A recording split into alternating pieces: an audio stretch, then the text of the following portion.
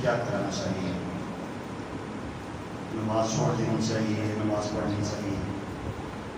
ایک بچے نے سوال کیا ہے نماز کے دوران اگر وضو ٹوٹ جاتا ہے تو اس کے بعد دوبارہ جا کے استنجا کرنا پڑے گا یا وہی نماز میں کھڑا رہے گا یا پیچھے نکلے گا تو کیا ترتیب ہوگی؟ ایک اور سوال ہے کہ ایک ساتھی پوچھنا چاہ رہے ہیں کسی نے کوئی چیز چوری کی ہوئی ہے، وہ آگے بیچ رہا ہے تو مسروقہ چیز، چوری کی ہوئی چیز کیا ہم اپنے حلال پیسے دے کے خرید سکتے ہیں؟ جی کسی ذہن میں جو سوال ہو؟ جی روزمرہ زندگی میں اتنے سوالات ہوتے ہیں لیکن ہم اس طرف توجہ نہیں دیتے۔ بسم اللہ الرحمن الرحیم، نحمدہ و نصلی علی رسولہ الکریم، اما بعد۔ سب سے پہلی چیز تو یہ ہے کہ نماز کے دوران کوئی بھی ایسا حادثہ لاحق ہو جاتا ہے جو نواقض وضو میں سے ہے تو اسی وقت نماز ٹوٹ جاتی ہے، چاہے ہوا کا خراج ہو، چاہے دانتوں میں خون نکل آئے، تو اسی وقت پھر فوراً سے نماز سے پیچھے ہٹ جانا چاہیے اور پیچھے آ کے دوبارہ وضو کرے اور وضو کر کے پھر آ کے نماز آگے ادا کرے۔ اب اگر وہ صفوں کے اندر گزر کر جاتا ہے وہ بھی راستہ لمبا پڑ جائے گا، تو جو ہی اس کا وضو ٹوٹ گیا ہے چاہے ہوا کے نکلنے سے یا خون نکلنے سے، تو یا اسے اچانک یاد آ گیا کہ میرا وضو نہیں تھا اور میں بغیر وضو مسجد میں آ کے نماز میں کھڑا ہوں، تو بغیر وضو نماز پڑھنا کفر ہے، یہ اللہ کے ساتھ ایک مذاق ہے۔ تو اسی وقت اس کو چاہیے کہ پیچھے نکلے، ایسے منہ پر ہاتھ رکھے اور فوراً پیچھے کی طرف نکل جائے اور پیچھے نکلتے ہوئے پچھلی صفوں کو فراخ دلی کا مظاہرہ کرنا چاہیے، اس کو جانے دینا چاہیے۔ روکی کہتے جلے میں روکنا نہیں چاہیے، اس کو جانے دینا چاہیے، ہو جائے جا کر وضو کر کے آ جائے۔ ہوا کے نکلنے سے یا خون نکلنے سے یا کوئی بھی ایسا سبب ہوتا ہے، استنجا کرنا واجب نہیں ہوتا۔ استنجا ویسے کر لیں تو اچھی بات ہے، بس اوقات یہ ہوتا ہے کہ جسم سے گندگی نکلے تو پھر تو استنجا ضروری ہے، انسان قضاء حاجت کرتا ہے پھر تو استنجا کرنا چاہیے، ضروری ہے۔ اگر ہر انسان کے اوپر اس بات کہ اگر اس کا یہ مائنڈ سیٹ یہ کہتا ہے کہ مجھے استنجا کرنا چاہیے کہ میرا جسم پاک نہیں رہا، تو اس کو چاہیے جا کے استنجا کر لیں، ورنہ ہوا کے نکلنے سے یا خون نکلنے سے دوبارہ استنجا ضروری نہیں ہوتا۔ اسی انداز میں انسان نیا وضو کر کے جا سکتا ہے۔ جس بندے کو شک اور وہم پڑنے کا خطرہ ہو تو اسے چاہیے کہ 2 منٹ لگا کے استنجا کر ہی لے، یہ نہ ہو پھر کھڑا ہو کر پتہ نہیں میرے کو ہے کہ نہیں ہے۔ تو بہتر یہ ہے جس بندے کو اپنے بارے میں زیادہ بہتر علم ہوتا ہے کہ اس کے ساتھ وہ زندگی کا خروج ہوا ہے کہ نہیں ہوا، تو بہتر یہ استنجا کر لے۔ استنجا کرنا واجب اور لازم نہیں ہے۔ تو وہی مسئلہ دانت کے خون کا بھی یہی ہے، اگر خالی محسوس ہوا ہے کہ خون ہے تو محسوس ہونے سے نماز نہیں ٹوٹتی، اس کو ہلکا سا ہاتھ لگا کے چیک کر لیں۔ خون اگر غالب ہے، دھوپ کم ہے، تو پھر روزہ بھی ہو تو روزہ ٹوٹ جاتا ہے، اور دھوپ زیادہ ہو خون کم ہے تو جب روزہ نہیں ٹوٹتا تو پھر وضو میں بھی فرق نہیں پڑتا۔ تو مین چیز یہ ہے کہ جس چیز کا غلبہ ہوا اکثر مفعول کا قاعدہ کو لیا جاتا ہے۔ جہاں تک مسئلہ ہے چوری شدہ چیز کے خریدنے کا، اگر ایک بندے کے علم میں نہیں ہے کہ بندہ یہ چیز بیچ رہا ہے، کہ پیچھے سے چوری کر کے لایا ہے یا خرید کے لایا ہے، اس کے لیے تو خریدنے میں حرج نہیں ہے، لیکن اگر اسے یقین ہے اور اس کے پاس پروف اور دلائل ہے کہ چوری شدہ چیز ہے تو نہیں خریدنی چاہیے۔ اس کو سستی مل جائے گی، اس چور کا حوصلہ ہو جائے گا کہ چلو کوئی بات نہیں، آج اس نے خرید لی ہے کل کوئی اور خرید لے گا۔ چوری شدہ چیز کی حوصلہ شکنی کرنی چاہیے اور نہیں لینی چاہیے، بھائی ہم نہیں بھلے کہیں دور جا کے ایسی گنجائش بن بھی جاتی ہے لیکن نہیں لینی چاہیے جب یقین ہو۔ اگر یقین نہیں ہے، وہ اس کو شک بھی نہیں ہے اس چیز کے بارے میں کہ یار یہ چوری شدہ چیز ہو سکتی ہے، تو پھر اگر خرید لے لی، بعد میں پتہ چلا کہ یار یہ چیز تو چوری شدہ تھی، تو اس کے لیے پھر کوئی حرج کی بات نہیں ہے۔ مثلا ایک بندہ ہے، اس نے آ کر گاڑی خرید لی ہے، پیچھے سے وہ چوری کر کے رکشہ لایا ہے، موٹر سائیکل لایا ہے، اس نے خرید لیے، پیسے دے دیے، تو یہ چیز روک نہیں سکتی۔ جو ہی سے پتہ چلا اس کو مالک کو ریٹ کرنی ہے، بھائی چوری شدہ چیز واپس لو، میرے پیسے دو۔ ورنہ آج کل حالات ایسے ہیں کہ 4 آگے مالک اور ہوتے ہیں، جب پیچھے سے بات کھلتی ہے تو 4 میں 4 ارسٹ ہوتے ہیں۔ تو چوری شدہ چیز کی دنیا میں بھی عزت نہیں ہوتی، اور آخر میں بھی یقینی مسائل ہوتے ہیں، تو کوشش کرنی چاہیے کہ چوری شدہ چیز مرغی ہو، یا پہلے لوگ مرغیاں چوری کر کے بیچ دیا کرتے تھے دیہاتوں میں، کہتے ہیں کوئی چور ہے، یا کوئی لوگ بکریاں چوری کر دیتے ہیں، بعض علاقوں میں بیل اٹھا کے جا کے منڈی میں بیچ دیے، ایک بندے نے کسائیاں خرید لیا، گوشت تقسیم کر لیا، بعد میں پتہ چلا اب کیا کر سکتا ہے۔ لیکن بہرحال ان چیزوں سے احتیاط کرنی چاہیے کہ وہ چیز جس میں پیارے آقا نے اصول بیان کر دیا ہے کہ جس چیز سے آپ کے دل میں کھٹکا ہے نا وہ چیز چھوڑ دو، جس چیز میں کھٹکا دل میں ذرا سا بھی آتا ہے تو اس چھوڑ دو، وہ چیز کر کے بھی کھٹکا ہونا ہے، اب چیز خراب ہو رہی ہے تو بہتر یہ کو سفر کو کریں گے۔ اس کے علاوہ بعض بچیاں لمبے لمبے ناخن رکھتی ہیں، تو کیا یہ لمبے ناخن رکھنا جائز ہے؟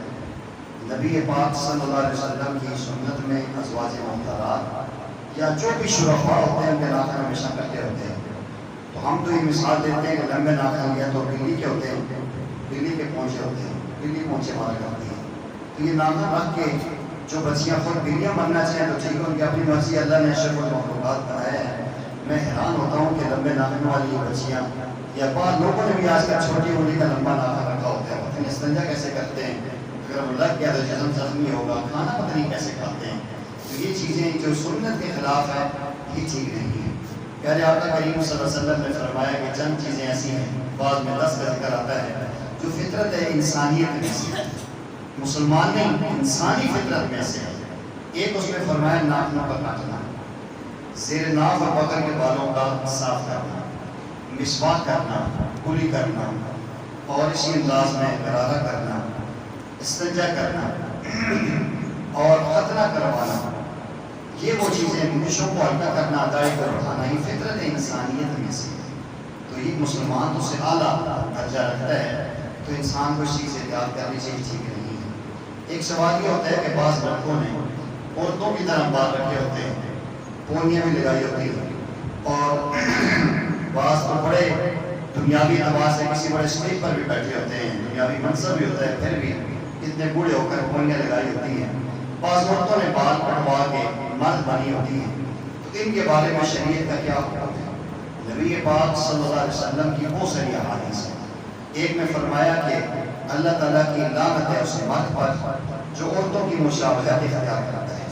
اور اللہ کی لعنت اس عورت پر جو مرد کی مشابہت اختیار کرتی ہے۔ تو اس میں ایک مرد عورت کی مشابہت اختیار کر رہا ہے، بالوں میں بھی بعض آج کل نوجوان لڑکیوں کی طرح کپڑے پہن لیتے ہیں نیلے پیلے سے پھولوں والے،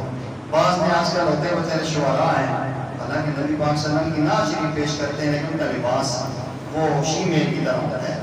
یہ چیزیں انتہائی نامناسب ہے، نہیں کرنی چاہیے۔ شرفاء کا نیک لوگوں کا لباس شلوار و قمیض ہوا کرتا ہے، کرتا اور سفید لباس ہوتا ہے، تو اس کو کھانا چاہیے، ایسا لباس پہننا کہ جس میں انسان کو شک پڑے کہ یہ مرد ہے عورت ہے یا درمیانی قوم ہے، ایسے لباس سے بچنا چاہیے، انسان کے اوپر اللہ کی طرف سے لعنت آتی ہے۔ ایسے ہی بعض نوجوان ایسے ہوتے ہیں کہ شلوار ٹخنوں سے نیچے ہوتی ہے اور انہیں شلوار ٹخنوں سے اوپر چاہیے، اور عورتیں ہوتی ہیں وہ چل رہی ہوتی ہیں اور اپنے گڈے دکھا رہی ہوتی ہیں، ٹک ٹک کر رہی ہوتی ہیں چلتے ہوئے، ان پہ خدا کی لعنت برستی ہے۔ آج کل الٹی گنگا بہہ رہی ہے کہ عورتوں کے ٹخنے ننگے ہیں اور مردوں کے ٹخنے چھپے ہوئے ہیں، تو وہی اکبر آبادی کے انداز میں کہ مردوں کی عقل پہ پردے پڑ چکے ہیں، تو انسان کو مرد بننا چاہیے، اپنے شلوار ٹخنوں سے اوپر رکھنی چاہیے، اور مردوں کو جو ہے کہ مرد بنتے ہوئے اپنی عورتوں کو صراط مستقیم پر چلانے کی کوشش کرنی چاہیے کہ ہماری مسلمان بہن بیٹیاں بھی اپنے ٹخنے بھی چھپا کے رکھیں، اپنے ٹخنوں کو ننگا کرنے سے اپنے آپ کو بچائیں، ورنہ اللہ کی ناراضگی ہوگی اور اللہ کی لعنت برسے۔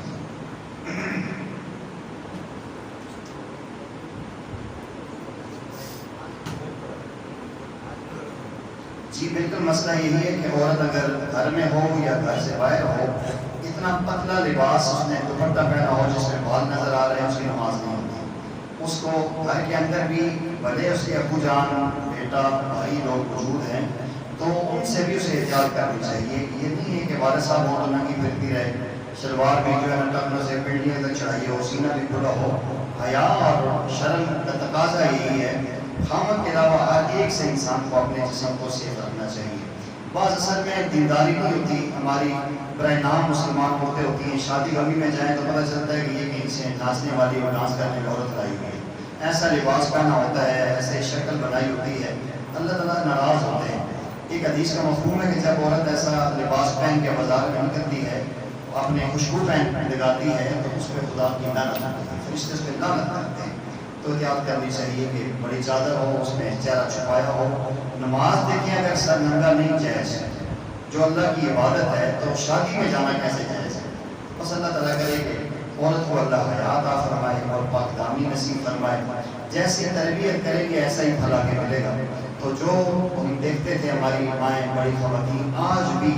بڑی چادر اوڑھ کے نماز پڑھتی ہیں۔ بعض خواتین نے گھر میں سفید کا اپنا ایک دوپٹہ بڑا سا رکھا ہوتا ہے، وہ بڑی چادر اوڑھ کے نماز پڑھتی ہیں کہ نماز میں جسم ہمارا چھپا ہوا ہو، تو گھر کے اندر ہو یا باہر ہو، پر لباس سنت کے مطابق ہی اس کو رکھنا چاہیے، ورنہ اس کی نماز ٹھیک نہیں ہوگی۔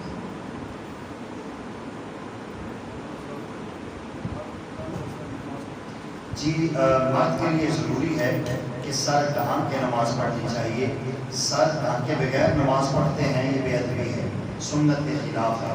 نبی پاک صلی اللہ علیہ وسلم کی مستقل سنت سر پہ امامہ رکھنے کی تھی، یا اس کے بعد نبی اسلام نے سر پہ ٹوپی رکھی ہے۔ اب یہاں سے اندازہ لگائیے کہ نبی پاک صلی اللہ علیہ وسلم کبھی واش روم میں بھی ننگے سر نہیں گئے۔ آپ علماء کو مشائخ کو دیکھیں، وہ کپڑا رکھ کے واش روم میں جاتے ہیں۔ جب واش روم کرتے ہوئے سر ننگا کرنا جائز نہیں ہے، تو مسجد میں نماز پڑھتے ہوئے کیسے مناسب ہو سکتا ہے؟ اس میں احتیاط کرنی چاہیے۔ ٹوپی چلو اگر سر پہ رکھنے مسئلہ ہے تو وہ فولڈ کر کے جیب میں رکھ لیں، آج کل جعلی ٹوپی ملتی ہے، نماز کے ٹائم لگا لیں، تو سر ننگا برا نہیں ہونا چاہیے۔ فقہاء نے لکھا ہے کہ جو بندہ ہمیشہ سر ننگا رکھتا ہے یا کھڑا ہو کر کھاتا پیتا ہے، تو شرعی عدالت میں وہ معتبر نہیں ہے، اس کی گواہی قبول نہیں ہوتی۔ کھڑے ہو کر کھانا فاسق کی علامت ہے، مستقل ننگے سر رہنا یہ بھی ایسے لوگوں کی علامت ہے، اس سے بچنا چاہیے، اپنا سر ڈھانکنا چاہیے۔ بلکہ لکھا ہے اطباء نے کہ جو سر کو ڈھانک کے رکھتا ہے، خصوصاً سر پہ امامہ رکھتا ہے، تو یہاں ہمیشہ دماغ میں حرام مغز ہوتا ہے، وہ انسان کا اس کے نیچے آنے کی وجہ سے عقل و فکر میں مضبوط رہتا ہے، تحمل اور بردباری بڑھتی ہے۔ جو بندے ننگے سر رہتے ہیں اکثر ان کو دماغ کی بیماری لگتی ہے، اکثر سر کا کینسر ہوتا ہے، اور بسا اوقات پاگل پنا بھی اسی وجہ سے آ جاتا ہے۔ تو امامہ باندھنے سے یا سر کو چھپانے سے اللہ تعالیٰ کی رحمت بھی ملے گی، علم بھی ملے گا، اور اللہ تعالیٰ کی طرف سے خاص اس کے اندر ایک روحانی کیفیت بھی پیدا ہوگی۔ اس چیز کی احتیاط کرنی چاہیے۔ سبحان ربک رب العزت۔ جی اگر وضو کیا ہے اور وضو کر کے جماعت کھڑی ہے تو بہتر یہ ہے کہ اپنے یہ جو بازو پر کیے ہوئے ہیں ان کو نیچے کر لیں، نیچے کر کے پھر نماز میں شامل ہو جائیں، کیونکہ نماز پڑھنی ہے خشوع خضوع کے ساتھ۔ ایک بندہ ایسا ہے کہ وہ نماز میں اس نے وضو کیا اور بازو کو چڑھائے ہوئے کھڑا ہو گیا اور نماز میں پڑھ رہا ہے اور ساتھ عمل کثیر کرتا ہے، نماز کے اندر ہی ہاتھ کے اوپر ہاتھ مار رہا ہے، نیچے کر رہا ہے، تو بھائی صاحب یہ نماز کو نہیں پڑھائی تو کیوں کام کر رہے ہیں؟ تو ایک رکعت رہتی ہے بھلے رہ جائے، لیکن ایک تمیز اور سلیقے کے ساتھ اللہ کی عبادت میں شامل ہو، نیچے کر لیں،